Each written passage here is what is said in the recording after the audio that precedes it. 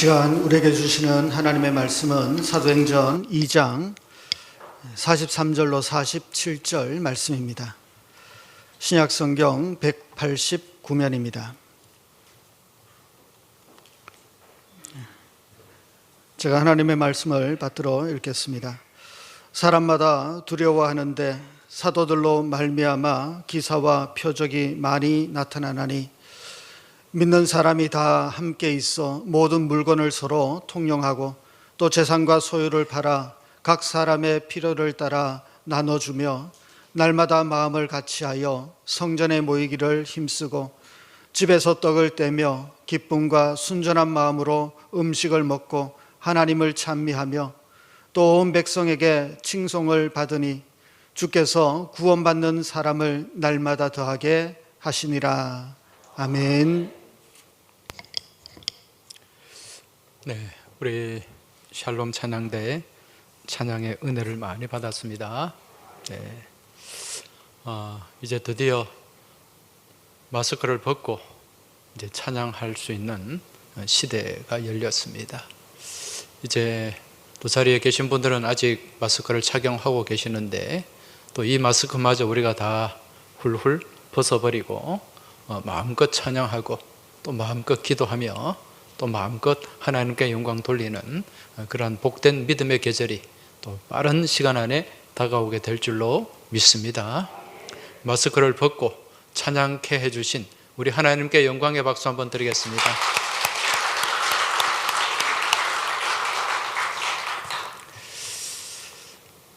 이 땅에 살아있는 생물체들, 살아있는 생명체는 모두가 무언가를 퍼뜨리려고 하는 그러한 힘과 모습을 가지고 있습니다. 예를 들어서 이 동물들, 사람이나 짐승들처럼 움직이는 생명체는 종족을 퍼뜨리고 또 종족의 그 지경을 넓히려고 하는 그러한 본능과 또 욕구와 힘을 가지고 있습니다.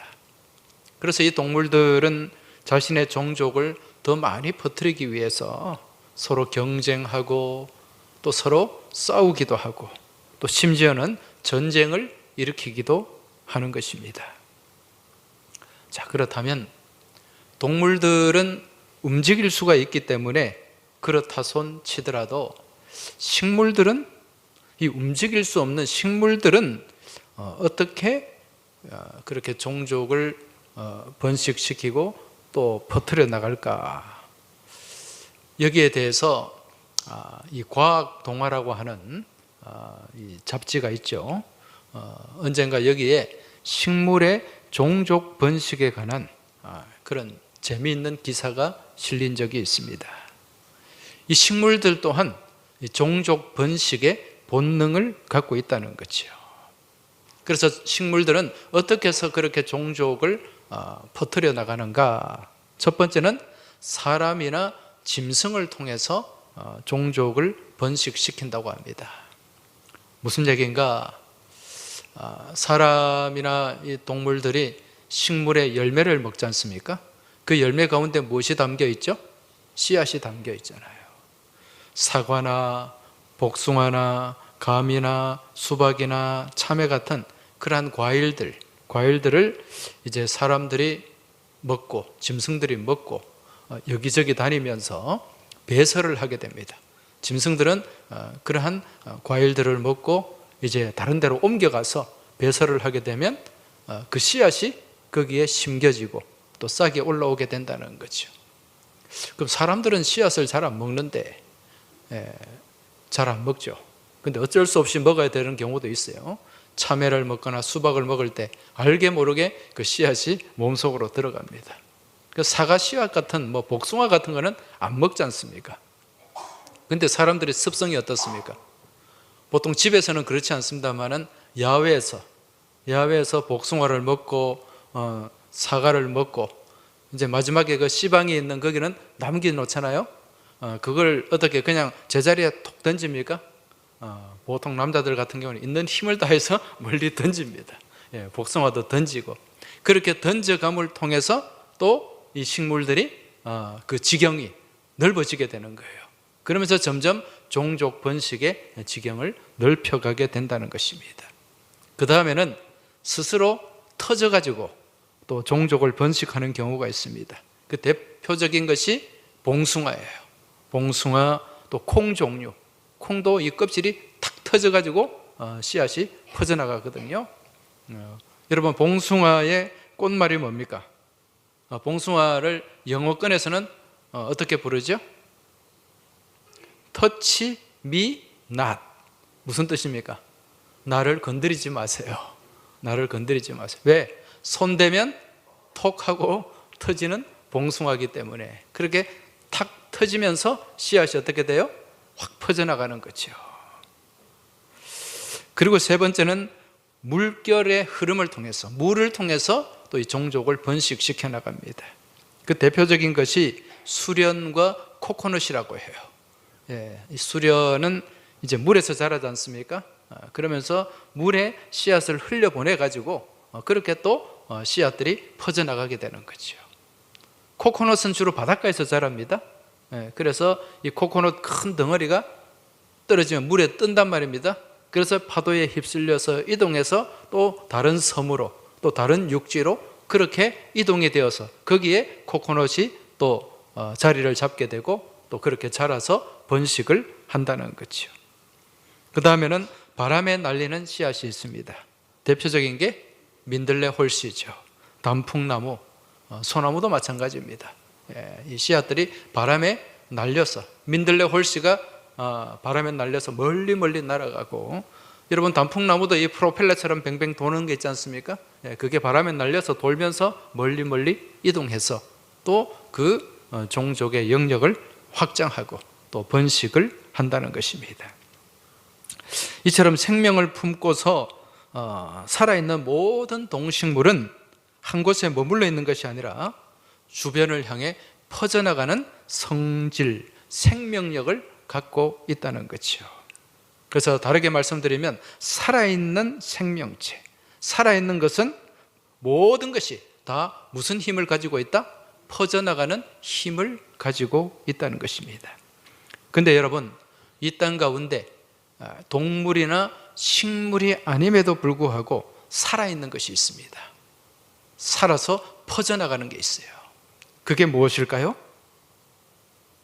동물이나 식물이 아님에도 불구하고 살아서 점점 지경을 넓혀가고 확장되고 퍼져나가는, 바로 하나님의 말씀인 줄 깨달으시기 바랍니다.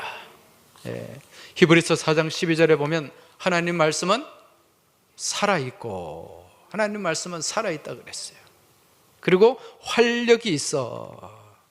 살았고 활력이 있는 말씀이 하나님의 말씀입니다. 그래서 여기서 살아있다는 말은 헬라 말로 자오라는 말인데, 이 강력한 힘을 가지고 있는 거예요. 살아서 숨쉰다는 그런 뜻이 담겨 있고, 활력이 있다는 것은 이 엄청난 영향력을 가지고 있다는 거예요. 활동력을 가지고 있다는 것입니다. 여러분, 이러한 살아있는 하나님의 말씀을 다르게는 무엇이라고 부릅니까? 복음이라고 부르죠.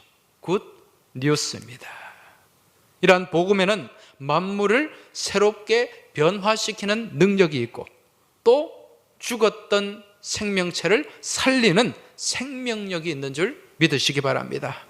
그래서 복음이 들어가는 곳에는 놀라운 일들이 생겨요. 놀라운 생명의 역사가 나타나게 된다는 것입니다. 우리는 그러한 모습을 초대교회의 모습을 통해 알 수가 있는데, 여러분, 초대교회는 어떤 교회였습니까? 복음의 능력이 왕성한 교회였어요. 복음의 능력이 왕성함을 통해 교회는 엄청난 영향력을 나타내고 있었습니다. 교회 안에 놀라운 생명의 역사가 나타나고 교회가 놀라운 생명력을 품고 있었다는 것입니다. 그래서 이러한 복음의 능력으로 무장된 사도 베드로가 한번 설교를 하면 3,000명이 세례를 받고 5,000명이 복음을 영접하는 그런 놀라운 일들이 일어나곤 했던 것입니다. 뿐만 아니라 복음 안에서 사람들이 변화되는 역사들이 나타났습니다. 먼저 복음을 받고 성령을 받은 이 제자들이 변화되기 시작했고, 또 그 복음을 영접한 많은 이 성도들이, 믿음의 사람들이 변화되기 시작을 했습니다. 우리는 그러한 변화를 오늘 본문 2장 43절에서 47절 말씀을 통해 우리가 잘 알 수가 있는데, 다시 한번 이 본문을 보시기 바랍니다.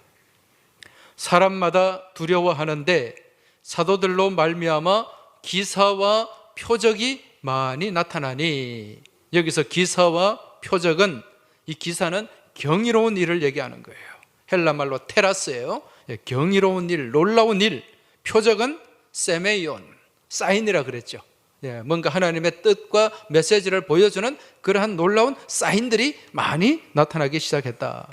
믿는 사람이 다 함께 있어 모든 물건을 서로 통용하고 재산과 소유를 팔아 각 사람의 필요를 따라 나눠주며 날마다 마음을 같이하여 성전에 모이기를 힘쓰고 집에서 떡을 떼며 기쁨과 순전한 마음으로 음식을 먹고 하나님을 찬미하며 또 온 백성에게 칭송을 받으니 주께서 구원받는 사람을 날마다 더하게 하시니라. 할렐루야. 교회가요, 활력이 있고 생명력이 있으니까 이 복음에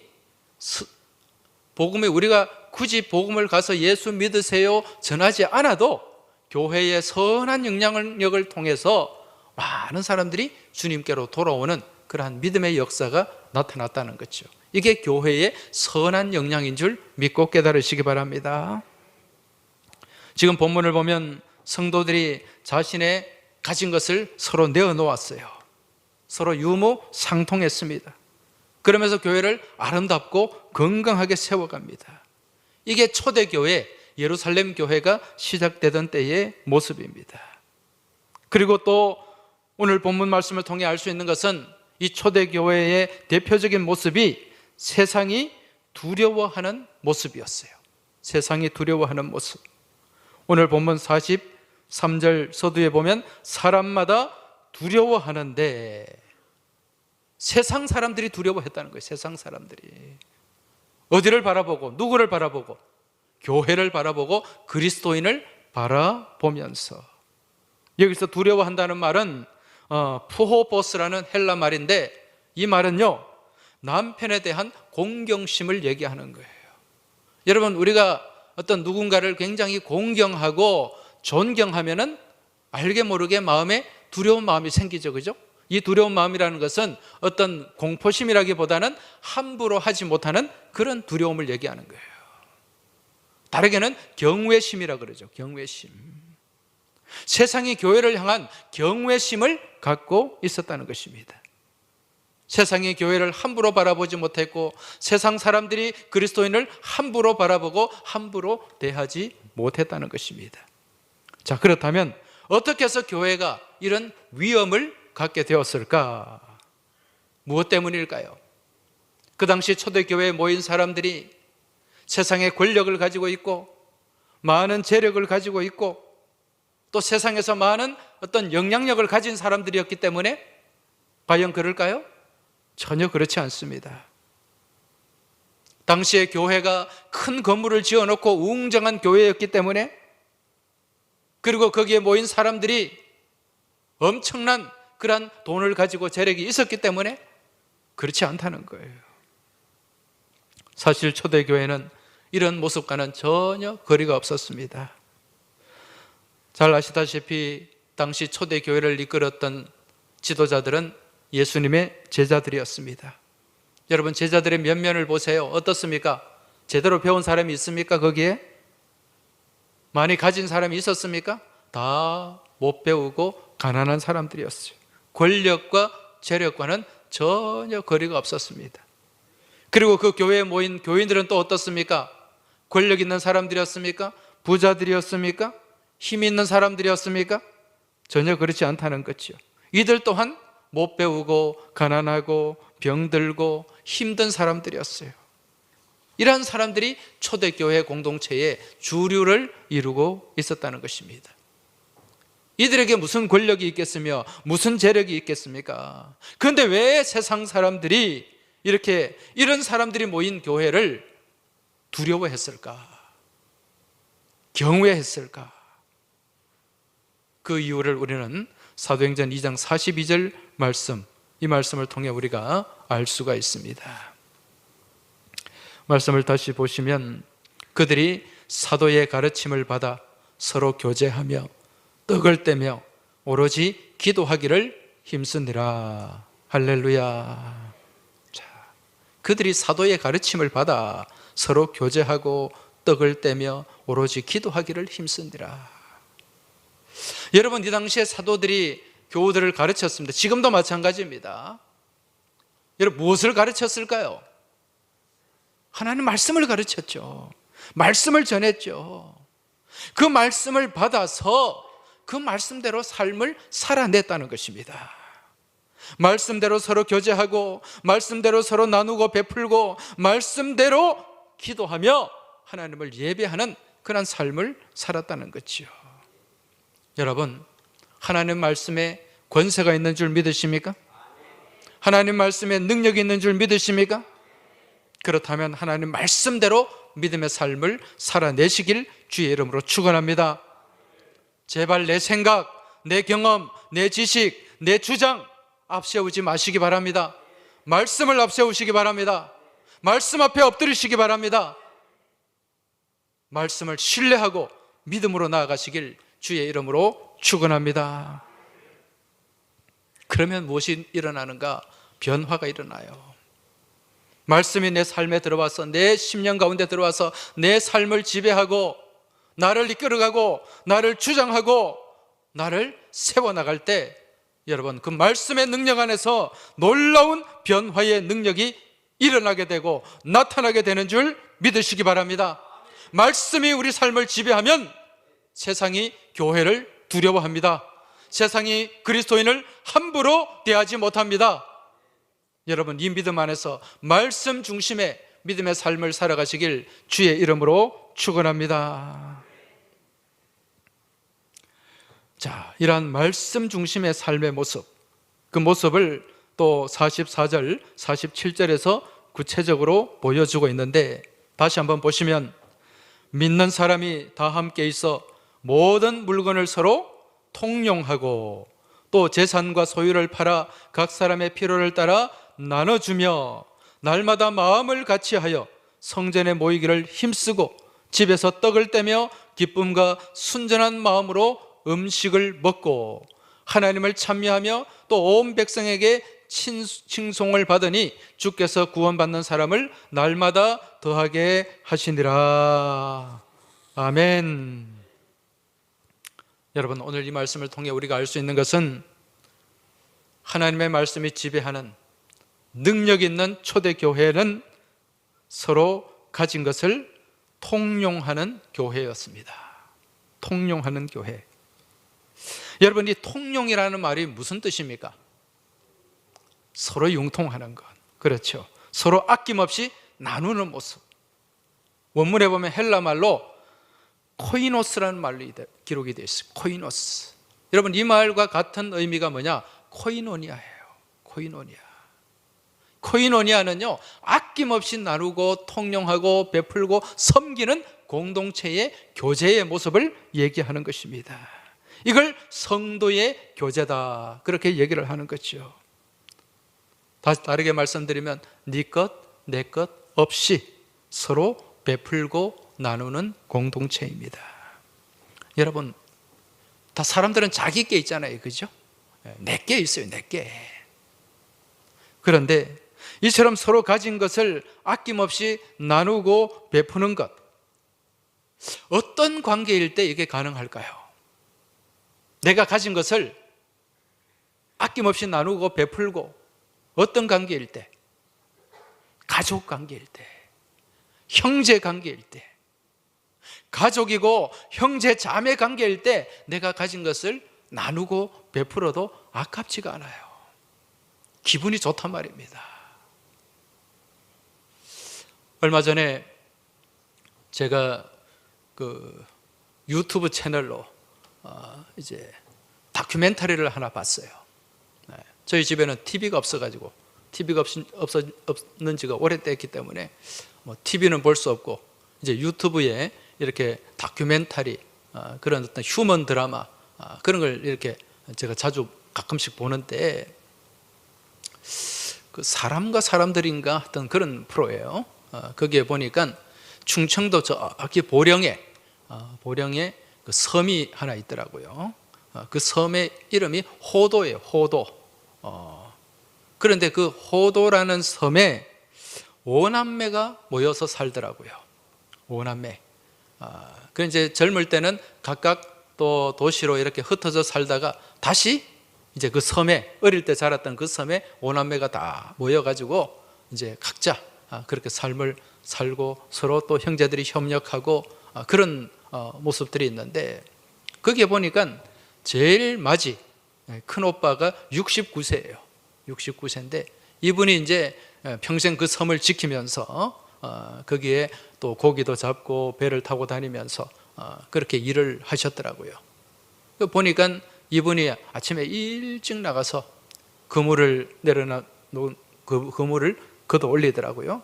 올리니까 그 그물에 이따만한 자연산 광어도 올라오고 가오리도 올라오고 뭐 생선들이 막 올라와요. 보니까 그 이제 그 취재하는 그 PD가 이거 무게가 얼마 정도 되냐 그러니까 뭐 한 5kg, 뭐 6kg 정도. 그 굉장히 큰 거 아니에요, 그죠? 예. 그런 강어 수십 마리를 걷어 올려가지고 이제 섬으로 다시 돌아오는 거예요. 돌아오니까 이 5남매가 오라고 연락하니까 다 모여들어요. 모여들어서 거기서 그 자연산 광어, 자연산이란 말입니다. 그걸 회를 쳐가지고 회 쳐먹더라고요. 그 형제들이 다 모여가지고 회도 먹고 회비빔밥도 먹고 그리고 또 한 마리씩 또 동생들한테 줘요. 그런데 그 오빠의 얼굴을 보니까 너무 화난 거예요. 자기가 그렇게 아침에 나가서 열심히 수고해서 그렇게 잡은 큰 생선들 그 시장에 내다 팔면은 그럼 한 10마리면은 돈이 얼마입니까? 그죠? 한 마리 뭐 한 7, 8만 원 정도 적게 잡아도 한 10만 원 하겠죠? 그러면 한 10마리면 한 100만 원 정도 되는 돈이에요. 그걸 아낌없이 그렇게 나눠주고 그것도 너무 기분이 좋아가지고 그리고 그뿐만 아니라 그 형제들이 그 섬에 살면서 같이 네 건 내 게 없더라고요. 뭐가 좋은 게 있으면은 막 형제들 연락해서 불러가지고 같이 먹고 같이 쓰고 같이 나누고 이게 참 저는 엄청 부럽더라고요. 이게 사람 사는 거구나 그런 생각이 들었습니다. 여러분 무엇 때문에 이게 가능할까요? 이들의 관계가 무슨 관계이기 때문에? 형제 관계이기 때문에 가족이기 때문에 그렇다는 거죠. 여러분 초대교회가 이러한 철저한 형제의식으로 하나가 되고 하나로 뭉쳐져 있어요. 네 것 내 것이 없었다는 거예요. 그래서 나누고 서로 통용할 수가 있었다는 거죠. 그 형제와 가족의 중심에 누가 계셨습니까? 우리 주님이 계시는 거예요. 다 우리는 주님의 자녀들이잖아요. 주님의 자녀들은 모두가 한 형제 한 자매인 줄 믿으시기 바랍니다. 오늘날 우리 교회 공동체가 반드시 가져야 될 믿음의 모습이 형제의식입니다. 가족의식이에요. 우리는 주님 안에서 다 한 가족 한 형제. 이 형제의식이 지금 무너졌다는 거예요. 가족의 결속력이 무너져 있다는 것입니다. 우리 항소교회가 금년에 118주년을 맞이하는데 금년에 이러한 형제애가 가족애가 다시 회복될 수 있길 주의 이름으로 축원합니다. 그러면 거룩한 공동체로 세워지는 거예요.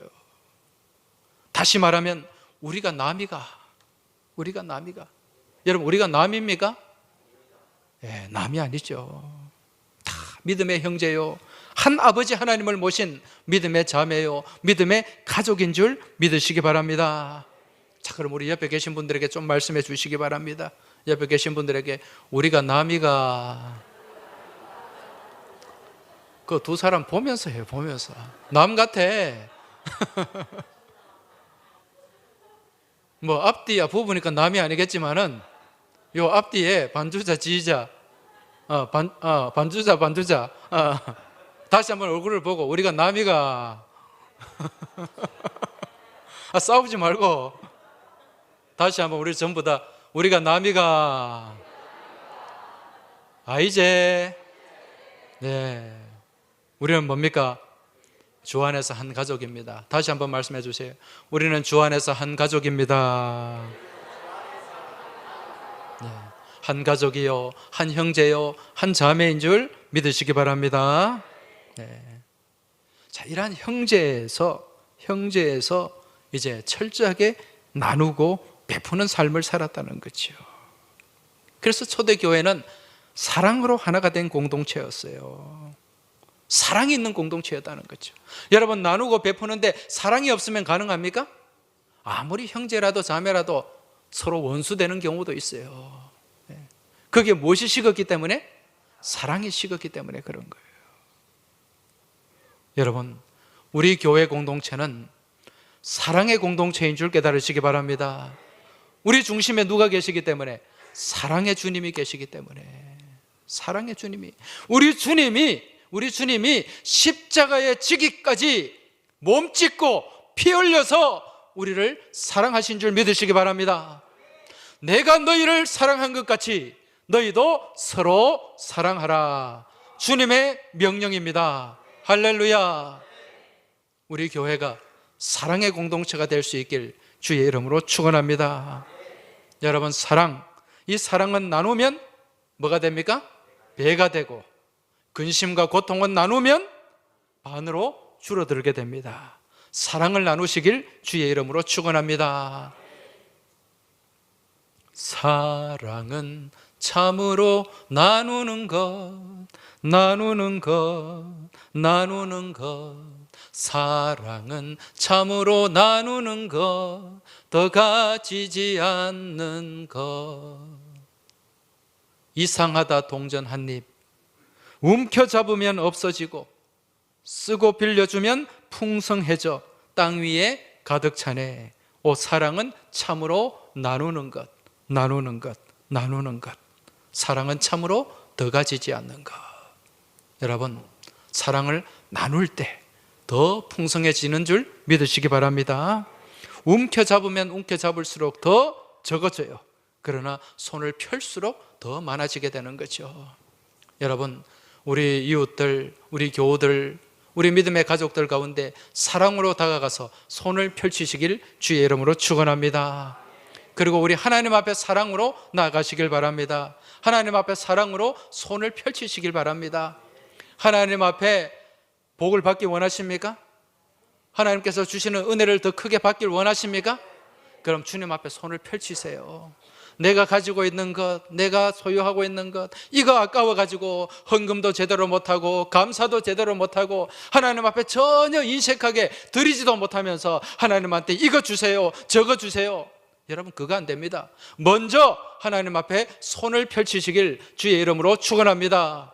펼치는 자는 무엇할 수 있다? 받을 수가 있어요. 움켜쥐고 있으면 아무리 줘도 받을 수가 없다는 사실 믿음으로 깨달으시기 바랍니다. 더 큰 은혜 받길 원하십니까? 더 큰 복을 받기 원하십니까? 그럼 손을 펼치시길 주의 이름으로 축원합니다. 그리고 초대교회는요, 날마다 마음을 같이 하는 교회였습니다. 여러분, 교회는 마음을 같이 하는 교회인 줄 믿으시기 바랍니다. 같은 마음으로 나가는 거예요. 같은 말을 하는 거예요. 같은 뜻을 가지고 나아가는 공동체가 교회 공동체인 줄 믿으시기 바랍니다. 그래서 바울 사도는 고린도전서 1장 10절을 통해 이렇게 선포하고 있습니다. 다 같이 한번 읽어보겠습니다. 형제들아, 내가 우리 주 예수 그리스도의 이름으로 권하노니 모두가 같은 말을 하고 너희 가운데 분쟁이 없이 같은 마음과 같은 뜻으로 온전히 합하라. 할렐루야. 네. 같은 말을 하시기 바랍니다. 사랑의 말, 섬기는 말, 존중하는 말, 복된 말이 우리 입술 가운데 풍성하길 주의 이름으로 축원합니다. 같은 마음으로 협력해야 돼요. 같은 뜻으로 온전히 합해야 됩니다. 이게 건강한 교회, 살아있는 교회, 복받는 교회인 줄 믿으시기 바랍니다. 그리고 초대교회는요, 모이기를 힘쓰는 교회였어요. 떡을 떼며 음식을 나누고 하나님을 찬미하며 서로 교제하는 공동체요, 날마다 모이기를 힘쓰는 공동체인 줄 믿으시기 바랍니다.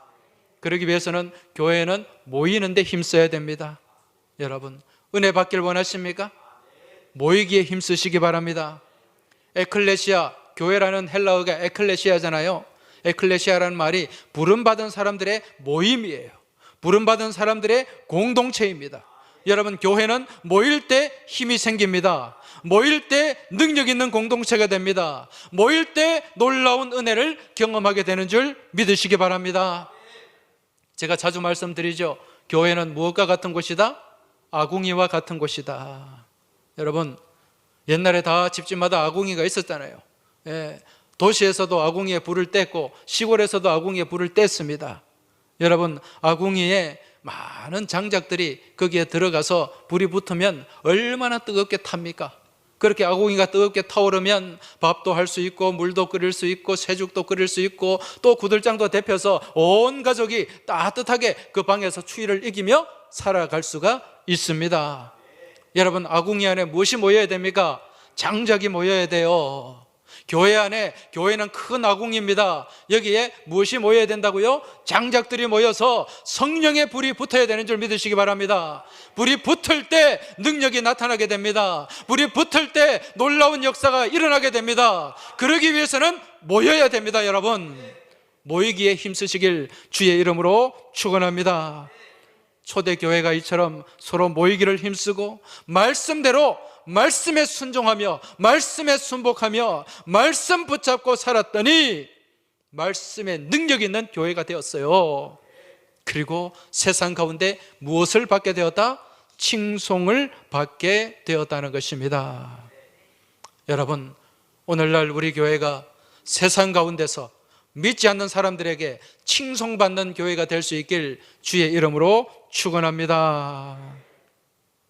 여러분, 칭송이라는 말이 무슨 말입니까? 칭찬받는 거예요. 칭찬. 이 칭송이라는 말을 원문에서 찾아보니까 카리스라는 단어예요. 카리스. 여러분, 카리스라는 단어 우리 잘 알잖아요. 우리 카리스 찬양단도 있고. 카리스라는 말이 무슨 말입니까? 은혜라는 뜻이에요. 은혜. 은혜라는 뜻도 있고 기쁨이라는 뜻도 있어요. 이 카리스와 카라 같은 어원을 가지고 있거든요. 칭찬이라는 뜻도 있습니다. 그래서 오늘 말씀에는 칭찬으로 번역, 칭송으로 번역을 해놓은 것입니다. 이게 무슨 의미인가? 여러분, 우리가 하나님 말씀대로 살면, 하나님 말씀 붙잡고 살아가면, 하나님 말씀에 순종하면 은혜가 있는 줄 믿으시기 바랍니다. 기쁨이 있는 줄 믿으시기 바랍니다. 감사가 넘치는 줄 믿으시기 바랍니다. 우리 교회가, 우리 그리스도인이 말씀 붙잡고 말씀 안에 살아갈 때 세상에서 칭찬받고 칭송받고 존경받는 교회가 되는 줄 믿으시기 바랍니다. 여러분, 이건 실화인데요. 어떤 사람이 오래전에 버스 안에서 서로 막 두 사람이 다툼이 일어났대요. 막 다툼이 일어나니까요, 어느 한 사람이 자리에서 벌떡 일어나가지고 뭐라고 소리 지르는지 아십니까? 어느 아저씨가, 야, 이 사람들아, 여기가 어디라고 싸워? 여기가 교회인 줄 알아? 여러분, 이거 웃을 일이 아니에요. 웃을 일이 아닙니다. 세상에서 지금 그렇게 바라보고 있다는 거예요. 교회 그러면 싸우는 것, 분쟁이 끊어지지 않는 곳. 여러분, 이거 하나님 앞에 우리 부끄러워해야 되지 않습니까? 하나님 앞에 우리 두려워해야 되지 않습니까? 여러분, 우리 스스로 우리를 돌아봐야 됩니다. 여러분, 교회는 화목의 공동체입니다. 화평의 공동체예요. 우리 주님은 화목의 주님으로 이 땅에 오신 줄 믿으시기 바랍니다. 그래서 우리가 말씀대로 살면은요, 먼저 우리 안에 은혜가 있습니다. 기쁨이 있어요. 감사가 넘쳐요. 그리고 복을 받게 되는 줄 믿으시기 바랍니다.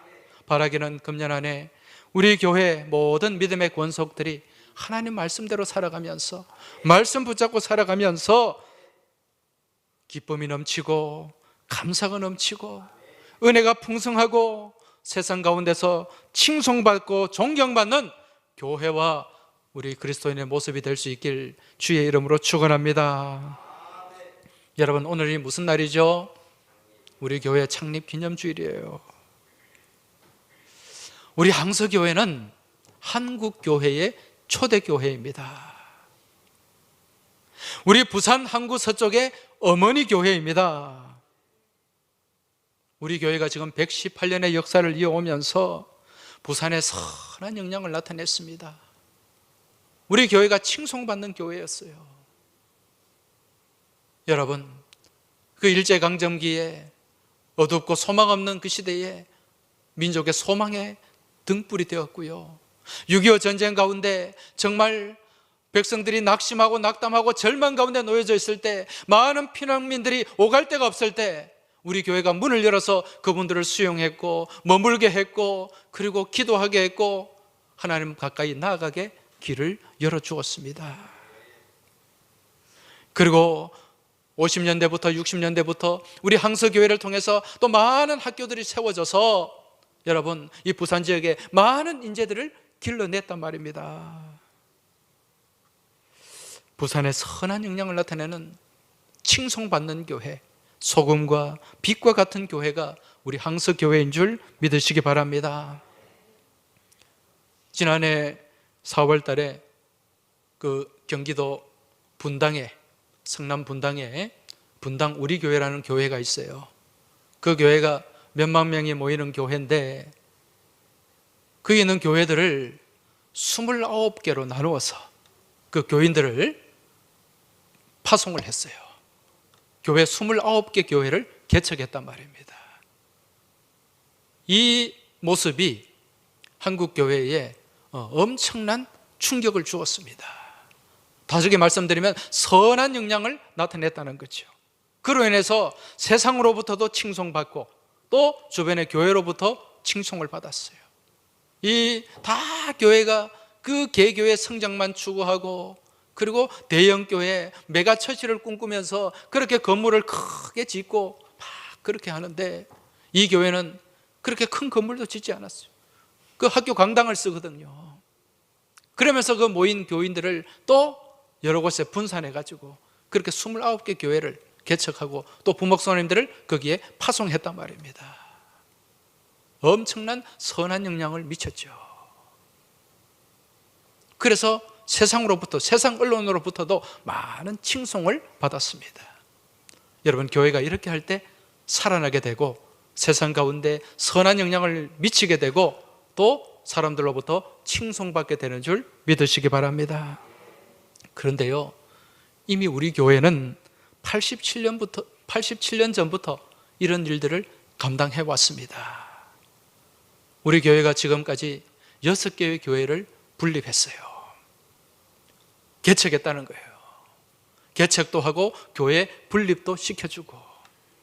그래서 우리 교회가 118년 전에 세워질 때부터 우리 교회만 생각하고 우리 교회 성장만 생각했더라면 우리 교회가 지금보다 훨씬 더 큰 교회가 되었을 거예요.